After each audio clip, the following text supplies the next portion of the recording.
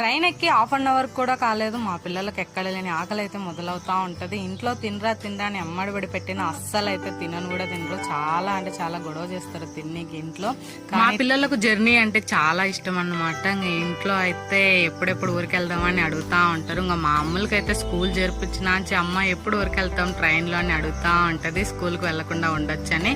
ఇంకా పిల్లలు కదా వాళ్ళ ఆనందమే వేరు అన్నమాట జర్నీ అంటే. మేము ఎప్పుడు జర్నీ చేసినా నా అమ్మటైతే కెటిల్ అయితే పెట్టుకుంటా, ఒక జత బట్టలు తక్కువైనా పర్లేదు ఎమ్మటైతే కెటిల్ అయితే ఉండాలి. ఇంకా దాంట్లో అయితే పాలు వేడి చేసి అయితే ఇవ్వచ్చు కదా అని అయితే అనుకుంటా ఉంటాం. ఇంకా అలాగే పిల్లలకైతే పిల్లల కోసం పాలు వేడి చేసిన తర్వాత కొన్ని పాలల్లో అయితే కాఫీ చేసుకుని అయితే తాగినాం. ఇంకా నైట్ భోజనం చేసి నిద్రపోయి మార్నింగ్ లేచేటరికి అయితే అయోధ్య అయితే వచ్చింది. చూడగానే ఎంత బాగా అనిపించిందో. ఎప్పటి నుంచో అనుకుంటున్నాం వెళ్ళాలని, కానీ పిల్లలతోటి ఎందుకులే ఇప్పుడే కొంచెం పెద్దయినాక వెళ్ళొచ్చు అనుకున్నా, కానీ టైం వచ్చినప్పుడు అయితే కంపల్సరీ వెళ్ళాల్సి